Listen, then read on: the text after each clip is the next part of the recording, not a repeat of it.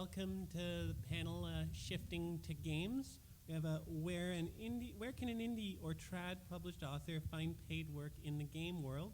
What publishers are looking for authors for contract work? And how does an indie trad author put their best foot forward without moving into this new space? In particular, what are the expectations of writing for games that were surprises to authors who have already made the leap? Now, I'd like to start off by introducing the panel, and so I'd just like to start from the far side and let the panelists introduce themselves. Hello, I'm Natalia Theodoridou. I'm mostly a short fiction writer. I've published a bunch of stories. One of them won the World Fantasy Award last year, and I've published a few interactive fiction pieces in Sub-Q before becoming one of the co-editors. And I have published one game with Choice of Games, Rent a Vice, which is up for a Nebula, alongside Darusha's and Kate's. And I'm working on another one for Choice of Games now. So that's about it. Cool. Hi, my name is Kate Dollarhide. I'm a narrative designer with Obsidian Entertainment. Previously, I've worked on Pillars of Eternity 2, Deadfire, all the Deadfire DLCs. Currently working on The Outer Worlds, a 3D RPG shooter thing. I'm a short story writer and a novelist, and mostly a game writer. I'm Darusha Wayne. I'm a novelist and a short story writer, and I also wrote The Martian Job, which is a Choice of Games game, and which is up for a Nebula Award, along with Natalia and Kate. And I also have written a couple of shorter interactive fiction pieces that could be considered games. One was published by Sub-Q magazine, which Natalia is an editor of. Mm-hmm. And though it was not when you were there that it was bought. And then I have another piece that's coming out at the end of the month for my patrons on Patreon. I'm Kate Hartfield. I'm from Ottawa, Canada, and I have a novel and a couple of novellas out, and I also write short fiction. And I have a game. I am the third of the Choice of Games triumvirate on the ballot. The Road to Canterbury came out last year, and I'm working on another historical fiction game for Choice of Games now. And I'm Phoebe Barton. I'm moderating this panel. I'm a short fiction author, mostly in analog, but I'm also in the process of writing an interactive fiction game for Choice of Games, which will hopefully come out later this year or sometime next year. So I'd like to throw it out to the panel first, just for a starter question. How did you get into writing for games? Like anyone, whoever wants to pick that up can go with it. I'll go. Okay. I'll go because I think most of the Choice of Games authors are going to have a somewhat similar story on that one, but mine's, I think, a hair different. So I used to be a avid fan of Christine Love's visual novels. I still think her best is Digital: A Love Story, which is a controversial opinion, but it's totally the best. And I remember really wanting to do something like that, which is tell a story where the reader actually gets to make the choices, and the narrative changes depending on what the readers could do. But I wasn't in a position to do a visual novel, I didn't think at that time, and so it was just always one of those ideas that I had in the back of my head. And then I wrote this short story that I really wanted to be interactive, but I didn't know how to make that happen, so I just wrote it as a short story. And I tried to sell it like you do, and it didn't go anywhere, and blah, blah, blah. So anyway, time passed. I know I'm not supposed to talk for this long about this question, but too bad. So then time passed, and Sub-Q magazine became a thing, and Twine became a thing, and I was like, hey, that story, I bet I could, do that thing. So I did that. And I sort of reworked it to be interactive, again, like I'd always wanted it to be. And then sold it to Sub-Q, and then heard about Choice of Games and started working for them, and so on and so forth. So my path to writing for games was playing them, loving them, wanting to do that, and finally figuring out how. Yeah, mine was a little bit different. I always had, as writers, we often have these mythologies about ourselves of what we do and what we don't do, and I had, for some reason, put interactive fiction in the don't do category, that was something that I didn't know how to do, couldn't do, was never going to do. And then one day I was watching my kid play Minecraft story mode, And actually, he might be watching the live stream, so hi, buddy, if you are. Minecraft Story Mode is a Telltale game, and I've always been a gamer myself, so I don't know why I had this idea that it wasn't the kind of thing that I would write. And I was so amazed at the scope of interactive storytelling that I was watching that I immediately thought, oh, I saw that call from Choice of Games the other day that they're looking for writers, and well, maybe I'll send them my CV and it won't go anywhere. And then maybe I'll send them a pitch and it won't go anywhere, and and an outline that won't go anywhere. And eventually I had a contract and a green light, and now I'm on my second game for them. So that's how I got into it. I don't know if I've actually shifted to games. I've probably shifted from regular prose towards games. I started working on interactive. I'm not actually a gamer. I have never been a gamer. I come to games from theater and role-playing and drama. And the first time I actually looked at interactive fiction was when Tori Hoke, the publisher of SubQ, invited me to work up a piece for them for the inaugural issue. So that was the first time I encountered Twine, and it was a process of figuring out what the medium can do for me that I cannot do in other media. And it was completely exploratory. I did not have a short story that I reworked as an interactive piece. And I really liked that, so I thought I can do that with other longer things, and that's how Choice of Games came into play. I think like a lot of game writers, I always loved games. I played games as a kid. Not so much tabletop games, but console games like Nintendo and Sega Genesis and stuff like that. So fast forward several years, I was in grad school and very unhappy because grad school is a thing that makes you unhappy. And while I was doing that, I started to get into short fiction writing just as a way to like burn off steam and not think about my master's thesis or any of that stuff. So as I was writing short fiction, I was thinking about the games that I really love, and that sort of made me feel at home and safe in this like very intellectually unsafe environment. So I started taking apart games that I like Dragon Age Origins, pulling apart these quest lines and seeing like, how does this work? How did they actually, where do the choices branch? What are the choices available to the player, and how does that change the overall arc of the quest? So from there, I started making Dragon Age fan games and Twine, just because I love the universe so much, and it was just a way to burn off steam. So from there, I was working in museums and not really enjoying myself. Started applying around to game companies, building a portfolio for what AAA and AA and indie game studios kind of want to see, and just sort of went from there. All right. Now, just was in regard to interactive fiction, just wanted to get some opinions from the panelists. In terms of putting an interactive fiction or a game together, what do you think separates a kind of good idea from a not really as workable idea in that kind of venue, compared to a lot of, especially when you're dealing with non-interactive works? What do you think separates a good idea from bluntly a bad idea? Well, one of the things that differentiates an interactive story from a non-interactive story for me, and this might not be applicable to everybody, but when I write a book, I tend to know the ending first, and the ending is always a fixed point for me, and I may not know how I'm going to get there, but I have a sense of the ending. Whereas with interactive fiction, frequently you want to have multiple endings. So learning how to plot with multiple endings was a big difference for me, and some ideas lend themselves to that, and some don't. I will talk more as an editor of SubQ now. I think for me, what is important in an interactive story is the way it utilizes the medium, that it cannot be told in any other medium. So I want the aesthetics and the content to be so tightly woven together that they're inseparable, that you can literally not have that piece of work exist in any other medium than interactive fiction. And I guess what I'm compelled by is the way interactive stories cast the reader or player or participant.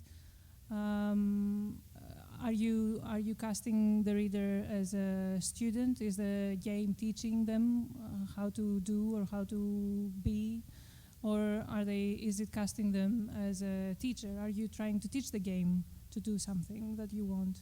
Are you an explorer? Are you a voyeur?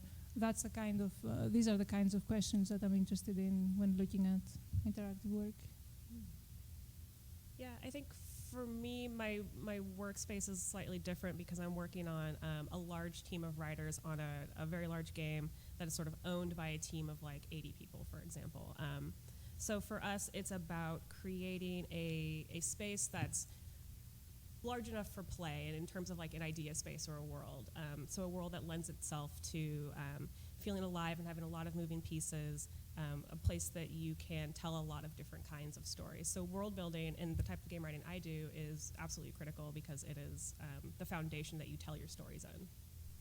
So it's a little different from like short fiction where you might take one really good or one really strong idea and then execute it, like pinpoint accuracy, do as best you can to do this one idea a really good service, and maybe not quite the same in a large digital game space.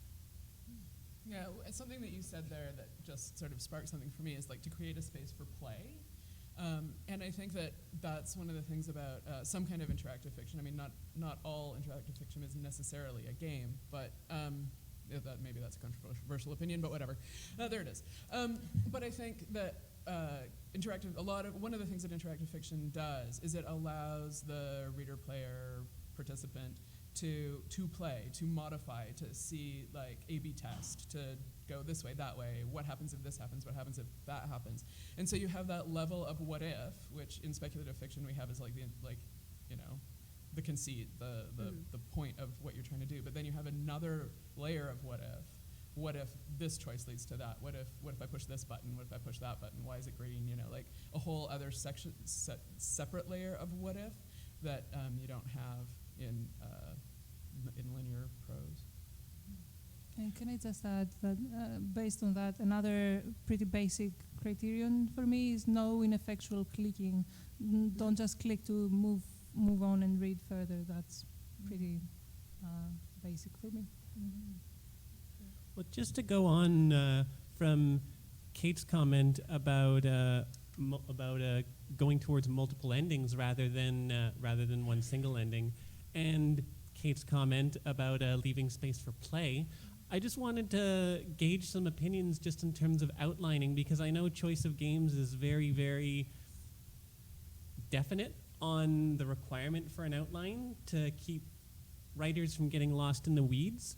But what do you think about outlines in terms of, especially in terms of the depth and detailment? Because for a novel or a novel or a work of that sort of thing where it's one specific path that the reader can't deviate from, in interactive fiction there are so many more opportunities and ways for players to chart their own path. So what do you think about the mechanics of outlining in a game or an interactive fiction work, in terms of like how focused or how set in terms of leaving yourself room to play versus keeping yourself from getting lost before you've even started? I guess I'll start this one. So I think my process is probably a little bit different, just because not only am I working with a writing team, I'm working with a team of quest designers, area designers, kind of the same role at our company. So for us, the first goal is like, what do we want the player to experience on this quest or in talking to this NPC? Do we want them to be afraid? Do we want them to be happy? Do we want them to feel empathy for this person? Do we want them to feel inspired to help? So starting with a goal and then sort of deriving your quest objectives from there. It's like, here are the things we have to work with, our game verbs. We can talk to people, we can shoot people because it's a shooter. We can pick stuff up off the ground, we can put stuff in NPC pockets. We can go and fetch things and bring them back. And so looking at your available verbs, and the sort of experience you want the player to have, and then saying, like, here are the cast of characters for this particular quest, and then what can we do, looking at all those things together, how can we give the player an experience that drives toward whatever our experiential goal is. And then from there, it's just a matter of, like, the player goes here and does this, and then they go here and do this, and then they go here and do this, and then a list of, like, ways they can resolve those things, and ending points that they can get to. So there might be, like, 2 or 3, or for a larger quest, 5 or 6. It's just really depending on the amount of bandwidth people have. Yeah, that makes me think of something that it was kind of an epiphany for me when I was doing my first outline of interactive fiction, was that the plot beats and the character arcs are not as essential, or maybe they're not the only essential things, whereas they tend to be in a novel outline, for example. So when you're doing a game outline, the more essential things tend to be end states, or your collection of variables, or your collection of verbs, or you have a lot of other things that you have to consider, not just plot beats along the way. And the plot, I find anyway, seems to be almost the easiest bit of it, because it's incorporating all the rest of it that tends to be the challenge. Yeah, in some ways the plot is almost perfunctory. It's the moment-to-moment experience, especially in, like, a 3D digital game, that's really important. We're trying to create an overall experience that is enjoyable and engaging and keeps the player playing, for the entire game. So there might be, like, a larger overall plot that we're driving them toward, but maybe the side quest plot doesn't matter as much. It's about filling in this world and making it feel real and lived in. Yeah, I am not a natural outliner at all. I'm not a very good forced outliner either. So for me, working with Choice of Games was a massive challenge, just because they required an outline. And I mean, I'm glad we did it, obviously, and because you do need to know the end. But generally, when I write linear fiction, I don't know the end, and I don't know what happens. And the whole process of story creation is about me discovering what's happening based on these, like, inciting incidents and whatever. So from and I actually write shorter interactive fiction. I also don't write with an outline, and I also don't think you have to have multiple endings in an interactive piece. You can have multiple middles. You can have multiple paths to the same end, or multiple paths that lead to the same set of words, but maybe they don't mean the same thing, depending what paths you've taken. But I quite like experimental things, so there's that as well. Well, I suppose that too could have an influence and impact on the story you're trying to tell, because if you do have an interactive fiction work where all of the choices end up at the same conclusion, that is a kind of a statement on its own. Yeah, I agree. I'm quite interested in the whole what you do doesn't matter, but that's a more philosophical question for another day. I mean, that I think for something as long as a Choice of Games game, or like a multi-hour sort of playthrough, being able to know what's going to come later when you start is essential. But for me, knowing the middle part actually didn't help, and I deviated from my outline significantly in my game, and no one seemed to notice. So it was fine. I'm But deviating we got right to the now. same endpoints. Like, we got there. We just went a better way. Yeah. Yes, I think we all deviate. Yeah. So I'm not. I've been saying this for years. I don't know how to plot. I have no idea how. And I said this to Yunha Lee last year, and he said you shouldn't try to plot what the protagonist is doing. You should try to plot the reader's emotional response to what the protagonist is doing. So that kind of clicked in my head, and for me, I figured out that outlining a game for Choice of Games, for example, is about plotting, because you can't tell the reader what they're thinking and what they're feeling. You can create a map of several emotional trajectories that the player can go through, and allow them to exist within that emotional map. So for me, outlining is about creating that map, and not just putting events in a sequence and all that. Yeah, and that's really interesting, because it's an interesting aspect of character arcs in interactive fiction is that the shape of them can be the same, although the events are different and the circumstances are different, or vice versa, that the shape of them can be different even though the setting and circumstances are the same, which is a difference in interactive fiction. So I wanted to riff off of the title of this panel for a bit. And do you think there is a shift to games occurring just in the market or the industry in general, now that, especially with the rise of smartphones and so on, it's so easy now for people to play through these games like on their mobile screens, like easy to read as well. But do you think that there is that kind of shift going on in the industry right now? I hope so. Yeah. I'm looking down at that end of the table. I don't know. Yeah, just to jump in here, there is, so as the games industry expands as like a multimedia force, it's one of the few industries I feel like where professional writers can find a steady day job where they're also writing, and still have time to write their own professional stuff at night or on their lunch breaks or whatever. So as games get bigger as a media force, as people who make games decide they want to make games with story in them, they realize they need writers. There are a bunch of writers in this room, a bunch of writers at this conference, at this table, who already have a fundamental understanding of story. And I don't think it's that big a leap to jump into interactive fiction. I think a lot of people have an innate sense of how to make an engaging interactive story. So the play spaces are always expanding for game writing. Yeah, I think part of it too is that like the games industry has just exploded, and I mean, there's like, you know, anyone who's younger than me, I'm 44, has like grown up playing games, you know, who lives in North America or UK or, you know, those sorts of places, right? And by games, I mean video games. Everyone's grown up playing games their whole lives because that's, you know, how kids learn and that's what we do, but is play. But that expectation of being able to have some control over your narrative, I think, is something that people now have more so than they might have like when I was a kid. Like I was, you know, I read a book. I wasn't expecting to ever be able to like control where the story went.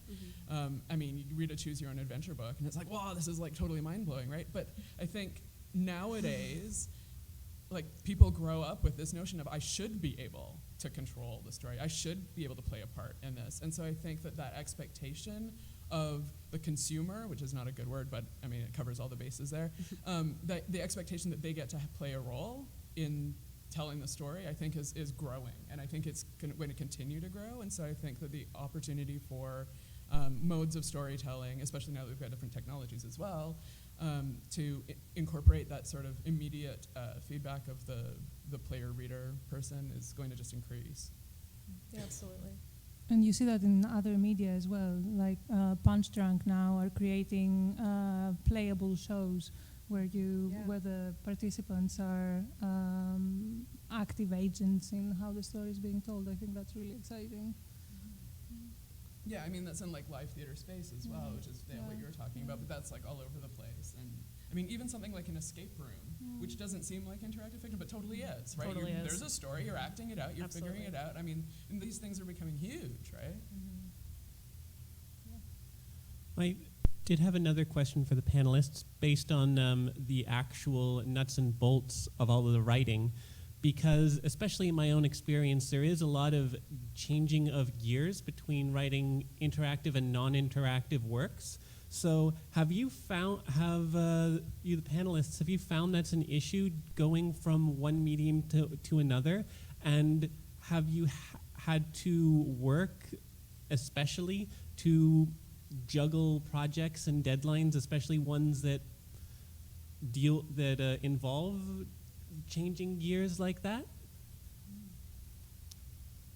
This is probably one of those that's different for everyone. For me, the trick with going back and forth hasn't been so much about interactive versus non-interactive. It's been about the size of project, because like a choice of games game, for example, takes up about the same amount of space in my psyche, in my life, that a novel does. So, however, I'm constantly writing novels while I write games because I can't seem to organize my life not to make that happen. So, switching back and forth that way, like trying to hold a game-sized project in your head while you're holding a novel-sized project in your head, is the challenge for me. So like I can write short fiction while I'm writing a game, no problem. But a novel is trickier, which doesn't mean that I don't do it. I just suffer a lot. Well, life is suffering. It is. I'm actually, sorry, No, go. exactly the same as Kate. I cannot work on two long projects at the same time. I can work on a game and a short story, but not on a game and a novella or a novel. So I have not actually figured out how to do that. Sorry. I was actually about to say the exact same thing, that it's one at a time for me. Although, that being said, one thing that you can do is, because game projects take a long time and there's a lot of like back and forth, and I mean, it's the same thing with a day job as well. Like, you can do things in between because there's waiting. For example, I was in the process of working on the Martian job. There was a waiting period at some point in there, and I wrote a novel in that time. Because As you do. I could, as you do. Yeah, sure. And like, but that's the thing you can do. And like, to me, there was no shift because there was nothing for me to do. Like, I was waiting. I can't work on this. I can't even think about it because like, what's the point? That things might change. So I just did something else. And so you can do that back and forth because, especially I think with larger games, they take a long time. They're big projects. There's lots of moving parts. There's lots of other people involved, and so you're going to have fallow periods where you can do other things in there. Yeah, and I think too there can be, I mean, at least I keep searching for this kind of happy medium where changing can be a good rest for your brain too. So if you can time it right, sometimes I've found, and I know Phoebe you found too, that sometimes you can kind of take a little change and work on something else, and it actually helps you be more productive on both things. But it doesn't always work. That's absolutely been my experience, especially because, like, working at a game company, the games never stop. There's just always games to be made. So there's not so much fallow period on that part of my job, but there is in my personal writing. So I can sort of pause or take breaks in my novel writing or short story writing as the game ramps up, and then as we hit like maybe a slowdown where we're doing VO and I'm not actually typing dialogue every day. That's a great time for me to work on my novel, and I find moving back and forth really invigorating. They require different skill sets, different parts of my brain, I guess. The narrative design work for games is much more technical than the sort of like creative, free-flowing novel writing stuff, and so they sort of feed back and reinforce each other in a way that, I don't know, it's very exciting and invigorating for me. That reminded me of something that isn't necessarily in the question that you asked, but is, I think, interesting. That one of the things about game writing, and I would imagine that this is regardless of the platform that you're using, is that unlike linear fiction where you're just writing words, like you're just writing one word after another and you're trying to make a story out of that, with games there's other aspects, right? There's code, or there's like, choices, or there's branching, or you have to like do something technical, often quite frequently in the process of the narrative in order to like make it all work together. And for me, that is brilliant because I'm one of those writers who writes about 200 or 300 words, and then I have to like stare off into space or look out the window or like look at like dog videos or something, and then hopefully go back to the thing I was writing and continue. Sometimes it doesn't work out that way, but for game writing, 200 or 300 words, then I have to do some code or some fiddling or some branching or some plotting, then I can go back and keep doing it. And so I can be much more productive because the flow of writing a game, it works really well for my own personal weird system. Other people do not have that luxury. Yeah. I was thinking about what Kate said, but wanted to get some other opinions from the panel on this as well, just in regard to how how the game industry has been really expanding over the last little while. Do you have any ideas or like notions of what the industry might look like in 10 years or that sort of thing? Oh my gosh, huge question. It's tough to forecast because it's really like novels. It's a very hit-driven business where like you'll have one thing that's super successful, like a battle royale. If you guys are familiar with Fortnite, this type of game called a battle royale, where one game, like not PUBG, PUBG will like break out, and a bunch of other game companies will copy this type of game. And it's the same in publishing, where it's like you have one breakout urban fantasy, and then there's a bunch that follow on, or like I don't know, YA fantasy about royals and stuff like that, and then there's like a million afterwards. It's really hard to forecast because there's no way to know what's going to be a hit, but the game industry generally has been trending toward narrative-driven game experiences. players have an expectation now that games will have a narrative, even if it's not a quote-unquote narrative game. Like, it doesn't have to be a Gone Home, which is a totally narrative-driven experience, to have a game story. Like, there are fantastic games that are very gameplay-driven, like Hollow Knight, which is a 2D platformer, that have a wonderful story also, and the story is told through not a lot of text or dialogue. It's very like atmospheric or emotional driven, driven a lot by music. But there's still people crafting that narrative experience. So I think there's only going to be more need for writers in this space. So I'm not sure what kind of games will be popular, but I can say that narrative games generally will become more popular. Okay, then in that case, it is half past, so I thought it was a good time to open the floor to questions for our panelists. So all right. I'm curious, some aspects of our industry expected to walk in knowing how to do this, some other aspects they will train. Games, you want to get into this. I guess I can speak just for the like the console PC game space. There is an expectation that you will know a little bit of not like coding, but just how interactive fiction works.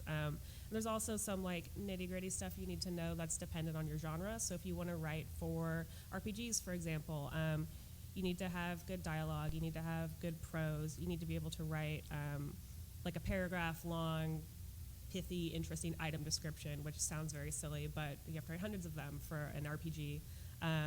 Combat barks, you know, we have to write 150 of them in a week, and they're very boring. It's like, how many ways can you say grenade? There's like 5.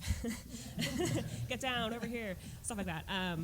So there's an expectation that you understand how games work in your genre, but there is a lot of room for training. I mean, when we're looking for, at my company, for game writers, we're looking for people who just have an understanding of story, interactive fiction, who have a passion for the genre, and are teachable. And basically, just good dialogue will get you really far.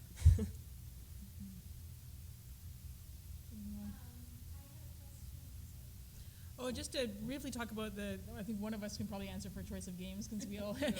Yeah, or I'm going apparently.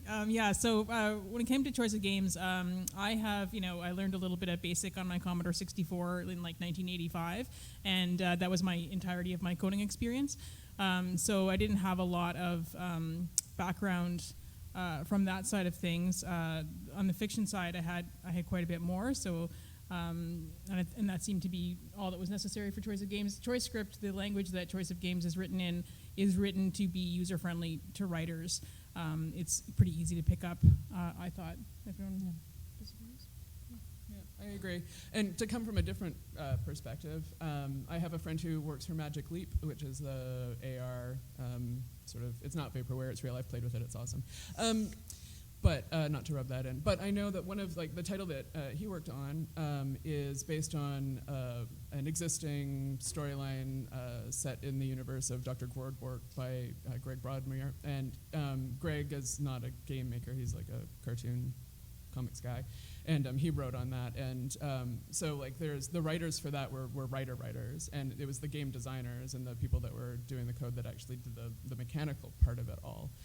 So from that perspective, you're right, it's about having narrative chops, and the technical part, there's either other people who are doing that, period, or it's something that you can learn, I think. Yeah. I think that's generally true. We learned Yeah. it. Yeah. Although, that being said, when I think back to my own experience, it was my lack of, I guess, confidence that I would be able to use the tools to create the games that I wanted to create that kept me from getting started writing interactive fiction before I did, because I wanted to write it long before I ever did. And it was that learning curve that I thought I wasn't going to be able to manage. And that's where I think having other people, like a company or a publisher or something like that, to help you with that process was really helpful. Because I could have theoretically gone and learned how to use RenPy, but that seemed too hard, so I didn't do it. Sorry, you had a question?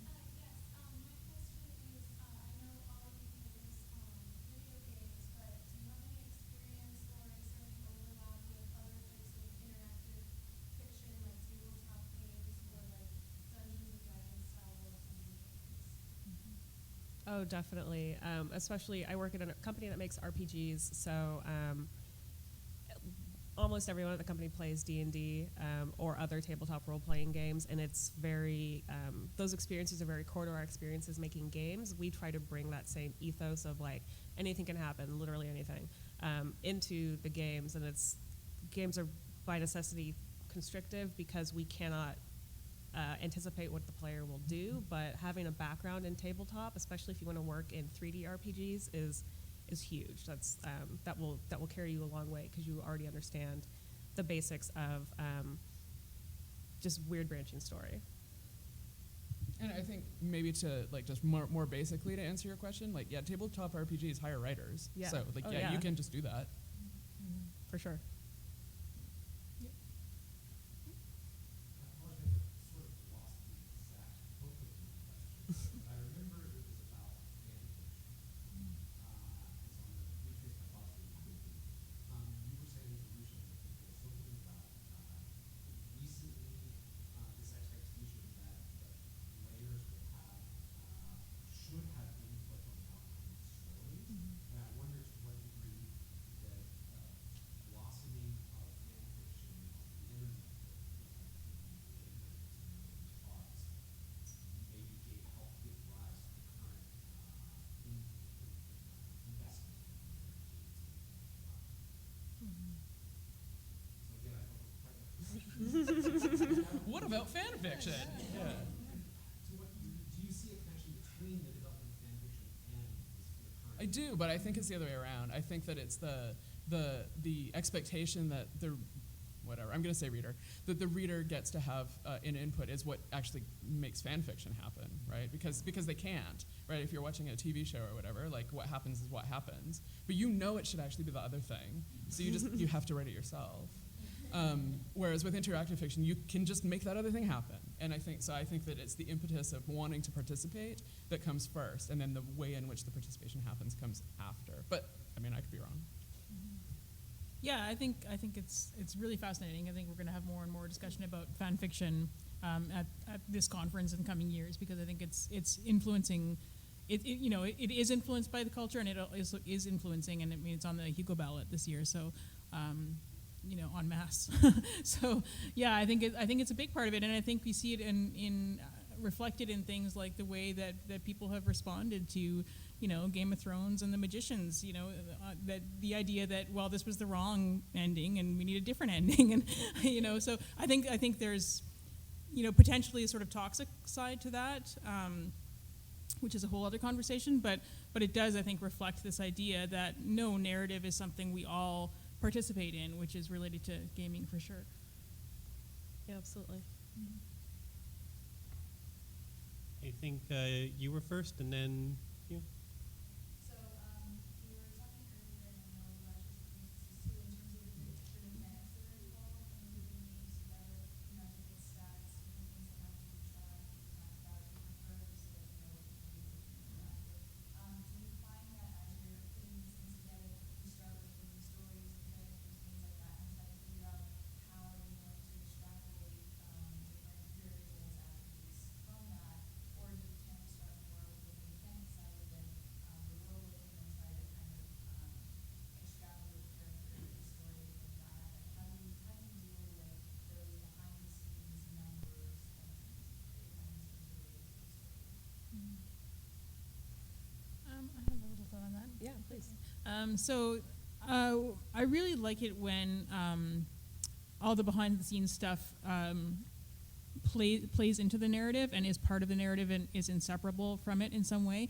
And you can't always do that in a really clever way, or I can't always do it in a really clever way. I mean, sometimes you just have to have like dexterity and go with it. But like for example, in The Road to Canterbury, I was really happy about the fact that I was able to have the medieval humors as variables in the game, as stats in the game, because it felt like not only did it work to drive the game playing aspects, but that it also fed into the narrative, and it grew out naturally and organically out of that setting.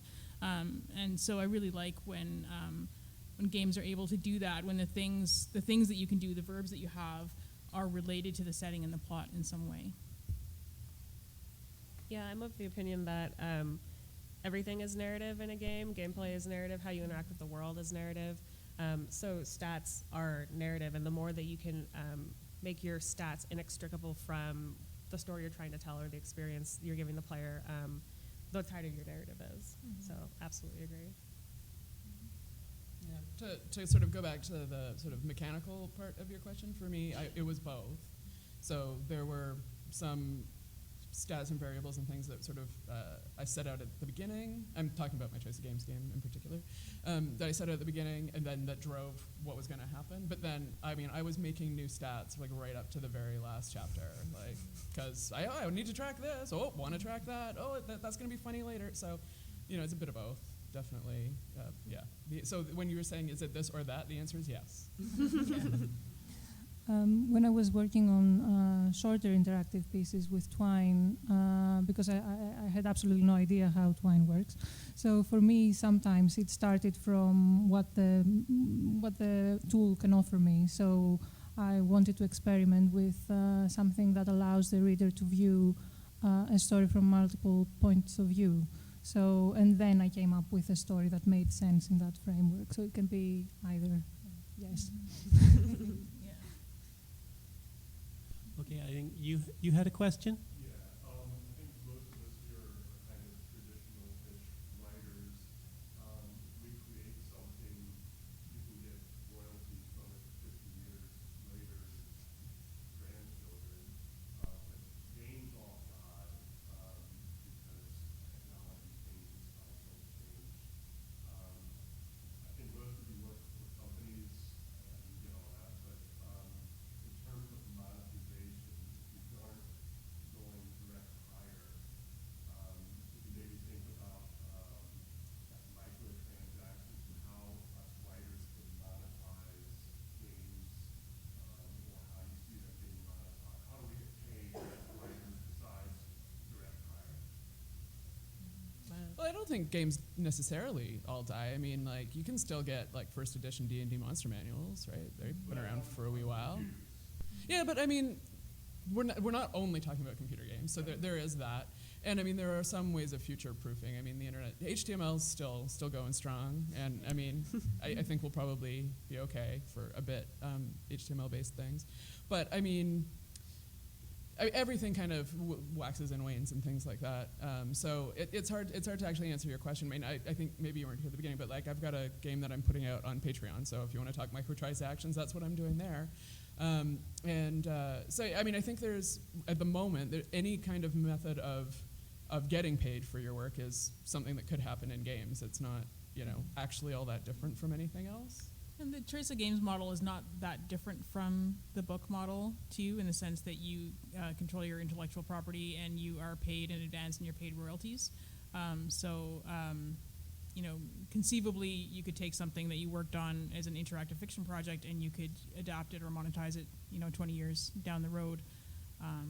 Max Gladstone has games in the same series as his novels, for example, and so there's some blurring of the lines there.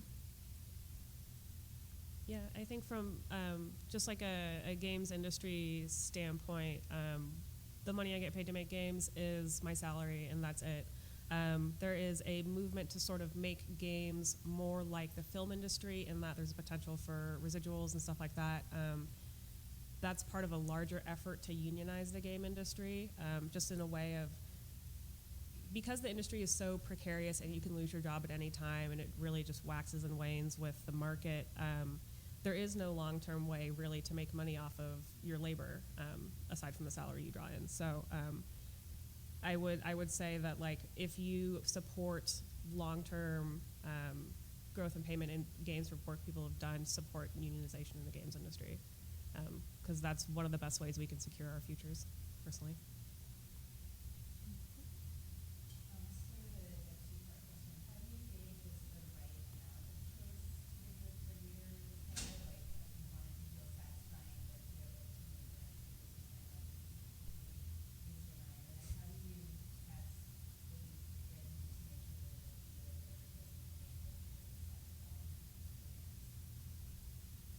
Testing is huge and so hard. So Choice of Games has like built-in testing tools which make that more plausible than it might be otherwise, and also employs beta readers and testers who go through random iterations of what the game could output depending on the choices that are made to sort of make sure that you don't do what I did and have this loop where if you make a couple of choices, you just keep going back and you got to do it again and you never get out because there's no way out. You're always going to be there in that room forever. So there's that. And in terms of like the planning process, that's part of what that line is for, is to make sure that you've made it manageable, finishable. Yeah. Yeah. I find that's one of the things that comes with practice. For me anyway, is getting a sense of when you're getting too big, like when you're just getting to be unmanageable and you're going to be writing this chapter for the rest of your life because you've got 7 branches. I'm getting a sense now that, okay, this is the size of this choice that I have ahead of me. And it's not always perfect, but there's always a tension there between, how cool do I make this thing and how do I finish it by the deadline? They're both always in question, I think. For sub-Q, the question is not so much how much choice you give the reader, but what you can do in the very limited amount of words you have.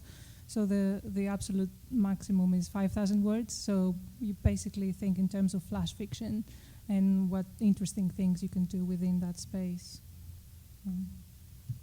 Yeah, I think it's not so much number of choices, it's the impact or significance of the choice you're offering the player.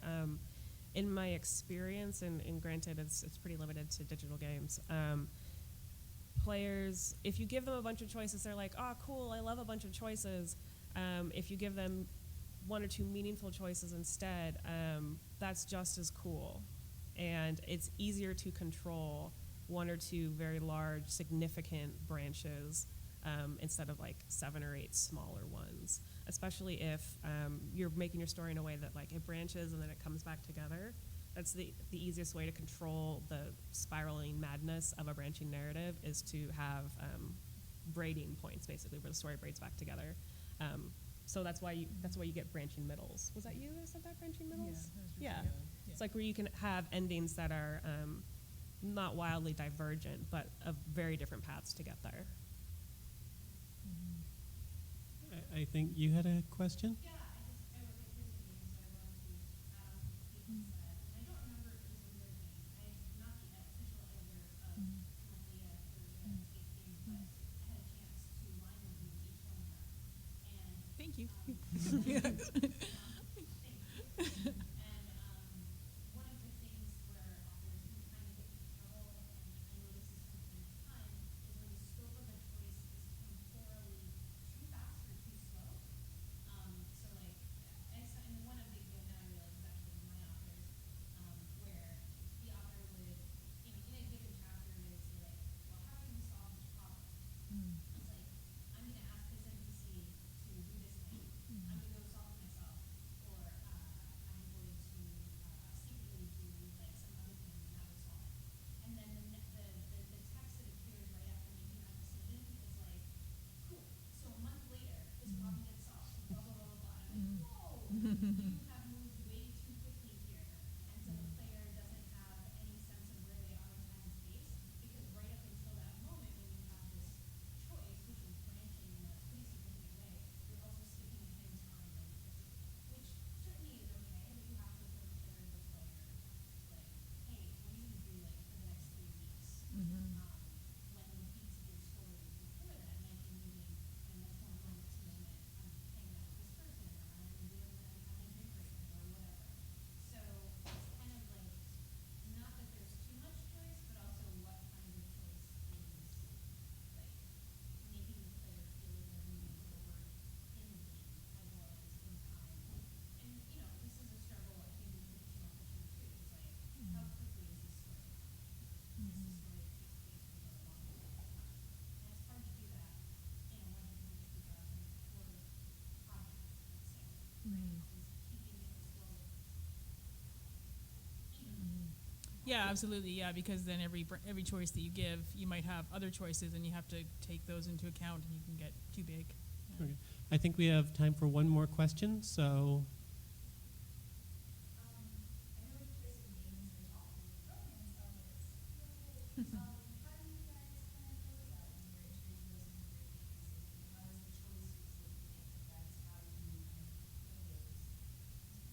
I might take that. So I definitely don't think that I have the most romance options in any Choice of Games game, but I had a lot. I think it was 5, 6, 5. I don't know. It's hard to tell.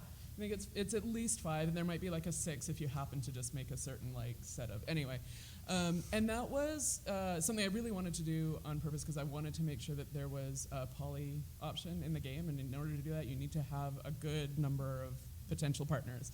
But boy, was it hard. And the one thing that I regret is that it made each romance a little bit shallower than I would have liked it to be, because there's only so much time you have that you can devote to 6 or 5 whatever character relationships. And so that's the hard part. It's like managing the ability to like give each set of relationships. And also I wanted to have like good friendships because I wanted an ace option also. So I wanted to make like good relationships in both romance and not with all of these characters potentially, and that's like an expanding thing. And so managing that is hard. I don't know if that answers your question, but it did take a lot of planning. I thought a lot about the relationships in my game because there were just a lot of them. But it's also like the core of a like heist novel is like all the cool relationship with the team, right? Mm-hmm. Yeah, the panel's still coming up on consent and interactive narrative, right? I think. My coworker Carrie Patel is on that one. Right, And yeah. both Natalia and I are on that one. Right, yeah, and that's an interesting, that's not only about romance, certainly, but, that's part of it, too, is always making sure that you're building in space for the player character to make decisions that feel unforced, and also that the non-player characters are also, that their relationship with you, with the player, will affect how they react. They're not just going to be like, oh, okay, well, whatever, sure. That has to feel real somehow, which is something that I always have to remind myself. Yeah, I think adding on top of that is thinking really hard about the agency of your NPCs, because there is a very significant power differential between the player character and a non-player character. Usually someone, especially in like a 3D video game, the player character is important because they're an important person, or they've done something really important that puts them in a very different power relationship to the NPC. And so you have to be cognizant of how that looks and feels to the player, but also making it feel fair and kind and generous to the NPC, like treating them as a person you would in a book or whatever. It's kind of hard to explain, but like for instance, if you play Dragon Age Inquisition, you are a leader of an army. You can romance your underlings and your friends. It's a little hinky when you are basically forming a romantic relationship with your subordinates. And so being really cognizant of how you structure those relationships and offering relationships that give the NPCs agency in those relationships, I think is important to making those feel okay. It's about how the relationships fit into their own character arcs. Yeah, absolutely. Right? Yeah. I mean, you would hope that the relationship that the NPC is having with the player is part of their personal arc and not just the player's arc, like in isolation. Okay, so we are coming up on 5-2. So I think this is, with that, I think that is a good time to start putting this panel to bed. So do the panelists have any final statements that they want to give the audience? I guess we haven't really just had a shout out for the fact that we have the first game writing category on the ballot this year. So yeah. So that's a shift, I guess, and maybe it's a sign of things to come. Yeah, I think it's awesome. It's been a long road toward getting that on the ballot, so that's pretty cool. And not just on the ballot. Like, don't forget that now game writing is a way to become a member of SIFWA. So it's like there is a whole shift to games. And Subq will have an open submissions window in June and July. Be ready. Yes, Subq's awesome. Yeah. All right, then, with that, thank you all for coming and for your attention, and I hope you all have a good rest of your con.